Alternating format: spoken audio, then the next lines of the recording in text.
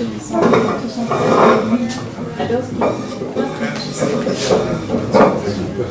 Vous dites quand il était en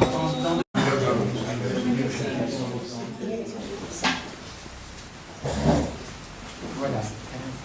Donc avant de commencer les questions d'interview avec Sophie, je tiens d'abord à tous vous remercier, donc à remercier M. Agelsen et toute l'équipe de la librairie Candide, mais aussi les éditions Percé, et alors vous tous qui êtes venus, toutes et tous ici ce soir à 19h comme ça, en pleine semaine, ça fait vraiment très plaisir, donc de tout cœur un grand merci.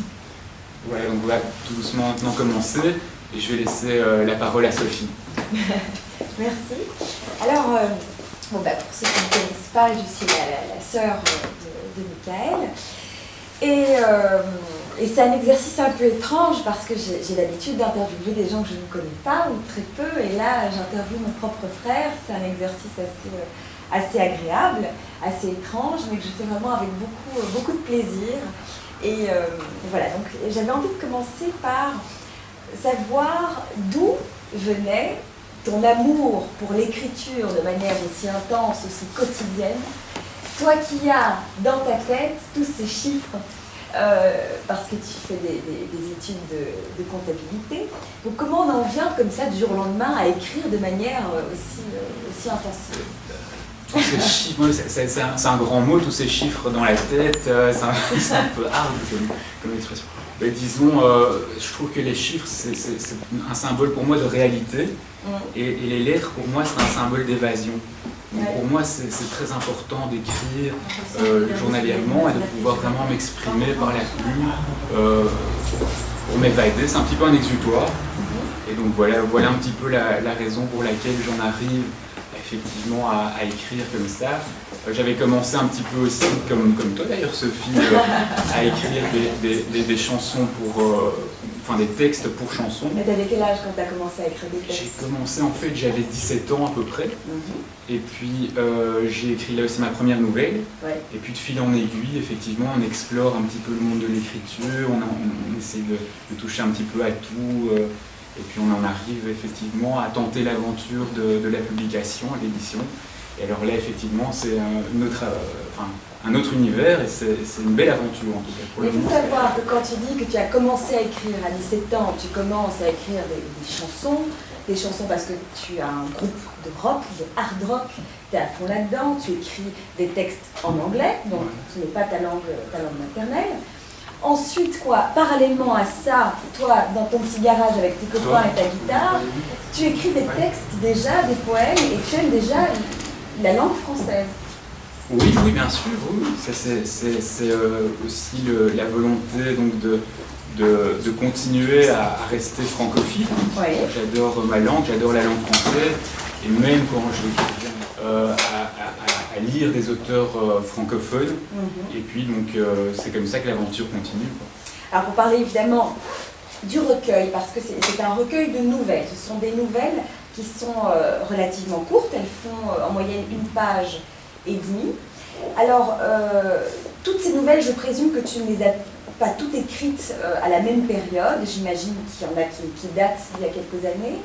La première nouvelle, par exemple, voilà, je vois au hasard, page 7, Waterloo, mort de plaine. Tu avais quel âge quand tu as écrit ça? Bon, ça c'est pas de moi. Enfin oui, mais en tout cas, oui, c'est-à-dire que j'ai commencé, comme je disais tout à l'heure, ma première nouvelle, j'avais 17 ans, et puis après, effectivement, ce qui s'est passé, c'est que j'ai commencé à accumuler une telle quantité d'écrits, et c'était chaque fois un petit peu basé sur la technique littéraire du portrait. Ce qui impliquait forcément dans mes nouvelles un univers lié donc à la technique du portrait, mais aussi le style narratif était aussi lié au portrait. Et alors le héros et sa personnalité étaient vraiment détaillés comme il peut l'être grâce à l'art du portrait. Et effectivement, à un moment donné, on arrive à une telle quantité qu'on se dit je vais le faire aussi par les autres. Je vais voir comment ça évolue, et puis de fil en aiguille, effectivement, on en arrive à ce genre de situation, quoi. Alors justement, comme tu dis, c'est un recueil qui regroupe une espèce de constatation sur la personnalité humaine, des personnalités humaines que tu as pu rencontrer dans ta vie, dans ton adolescence, dans la vingtaine, trentaine.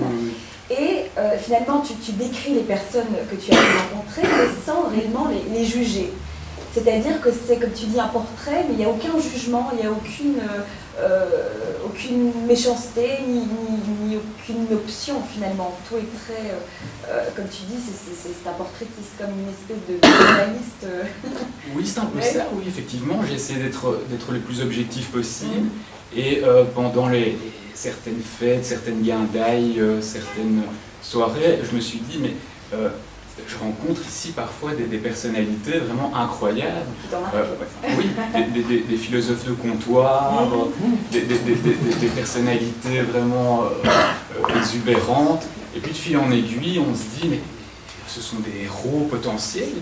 Moi, je vais les utiliser, je vais essayer de les rentabiliser à travers mes écrits. Et effectivement, c'est dans cette optique-là, de façon complètement objective, et je ne voulais pas du tout juger qui que ce soit. Et j'ai simplement constaté des comportements, des traits d'esprit, des styles de vie. Et effectivement, je les ai magnifiés, je les ai rendus un petit peu délirants, et effectivement ça crée un univers comme ça un peu parallèle et allégorique. Un caricaturiste finalement. Oui, c'est ça, tout à fait. Et quelles sont les personnalités justement que tu as pu rencontrer qui t'ont vraiment le plus marqué? Est-ce que ce sont des gens qui sont très exubérants, ce sont des gens qui sont dans une espèce de solographie, ce sont des gens qui sont dans quel état finalement quand tu les rencontres? Il y a un petit peu de tout.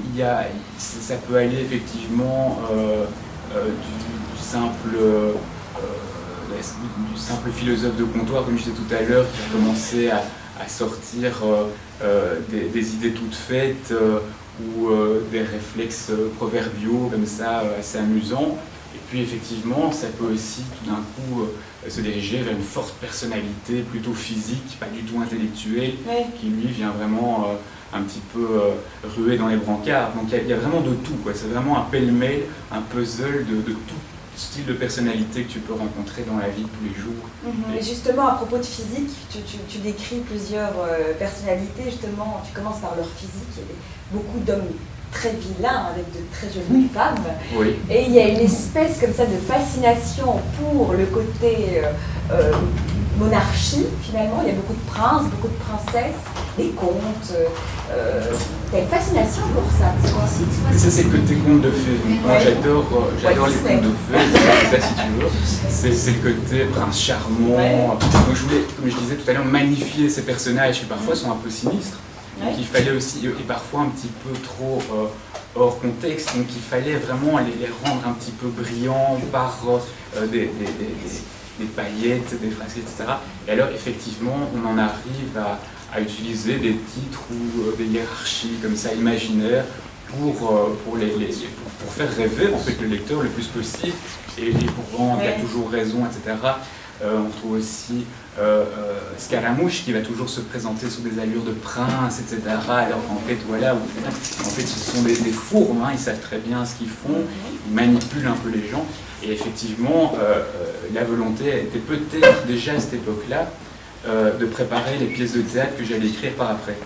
Donc il ne faudra pas s'étonner dans la pièce de théâtre qui va sortir maintenant d'ici quelques mois, j'espère que le duel qui s'appelle le duel. De retrouver effectivement des personnages qui présenteront un petit peu les mêmes traits de caractère, les mêmes traits d'esprit, le même genre de personnalité que certains personnages de mes nouvelles. Et est-ce qu'il y a dans ce livre, parce que ça part, il n'y a rien à faire, ça part de faits réels, de situations réelles, est-ce qu'il y a des gens dans ton entourage qui peuvent quelque part se reconnaître dans ces histoires? Oui, alors c'est très drôle parce que j'ai une anecdote par rapport à ça, c'est que j'ai un ami à qui j'avais dit, mais peut-être tu vas te retrouver dans un des personnages, parce que On avait fait quelques fêtes ensemble. Et ça. Alors lui, j'ai l'impression qu'il y a une sorte de paranoïa qui s'était installée. Il avait peur, il est en train de citer des noms, il va dire ce qu'on a fait à telle heure, etc. Dans telle boîte de nuit. J'espère que... Et tu n'as pas dévoilé ça au grand jour. J'ai dit, non, rassure-toi, il n'y a ni nom, ni date, ni rien d'explicite. Et effectivement, il m'a acheté 2 bouquins très gentiment. Et t'as acheté, tu l'as compris jeter. Non. Et il a trouvé ça assez sympathique et il s'est retrouvé d'ailleurs plus ou moins dans certains personnages que j'ai décrits, oui, effectivement. Et le personnage était comment? Bon? Non, oui, ça lui convenait. Apparemment, oui, c'était pas insultant pour lui. Oui. Moi, sinon, il n'aurait pas. Alors, parlons aussi du héros du livre, parce que je me demandais qui était finalement le héros de ce livre. Il y a le personnage phare que l'on suit tout au long du recueil de nouvelles, et ce personnage est à la première personne, c'est-à-dire c'est toi. Et donc du coup, c'est qui le héros? C'est toi? Ce sont les autres personnes? Ce sont les autres personnes. Il n'y a rien d'un héros par rapport à ça. Je veux dire, chaque nouvelle a son propre héros, et alors il y a un narrateur. Effectivement, il n'y a pas vraiment de fil conducteur, il n'y a pas de trame, parce que chaque nouvelle est individuelle les unes des autres, même si effectivement il y en a beaucoup qui vont un petit peu dans le même état d'esprit. Mais effectivement, c'est très très différent, quoi. Oui. Mais quand je parle de héros, pour moi le héros est un personnage lambda ou non, peu importe, c'est un personnage qui traverse des aventures, quelles qu'elles soient. Et c'est un peu ce qui se passe dans ce livre, c'est qu'on a un personnage qui nous est lié, qui est le personnage de fil conducteur de cette histoire, et c'est toi. Toi qui traverses finalement. C'est l'aspect narratif évidemment de chaque nouvelle. D'un point de vue personnel, ce que tu ressens à ce moment-là, ce que tu vas te donner, ce que tu vas entendre, finalement, on te suit dans tes aventures personnelles. Et bah, oui, mais c'est pas non plus les aventures du baron de Munchausen, par exemple. C'est pas dans ce délire-là que j'étais. Moi, c'était vraiment d'un point de vue contemplatif. Je ne m'implique pas du tout en tant que narrateur vraiment là-dedans. J'essaie vraiment d'être complètement individuel, complètement détaché de l'aspect narratif de ce que j'écris. Donc effectivement, c'est très différent, quoi. Pourquoi ne pas avoir commencé par la pièce de théâtre? Mais en fait, c'est un petit peu le hasard, quoi. C'est parce que je ne pensais pas du tout publier quand j'ai commencé à écrire. Moi, je pensais surtout à être produit par des maisons de disques pour mes chansons. C'est vrai. Donc à la base, tu voulais être une rockstar par écrivain. Voilà. Et alors, de fil en aiguille, c'est sur le tard, en fait, que je me suis rendu compte, mais j'ai pondu ici pas mal de nouvelles, à l'air de rien. Ouais. Je vais tenter ma chance, et heureusement, ça s'est bien passé, et assez rapidement. Et donc effectivement, c'est tout à fait par hasard. Et quelque part, je pense que ça donne bien, parce que je pense que si j'avais commencé par une pièce de théâtre, ça aurait été trop téléphoné. J'aurais pas eu justement, comme je disais tout à l'heure, des personnages que j'ai pu un petit peu palper. C'est ça qui est bien aussi avec la technique du portrait, c'est qu'on peut, un peu comme si on prenait de la plasticine ou de la terre glaise, on peut vraiment construire, voilà, faire un croquis.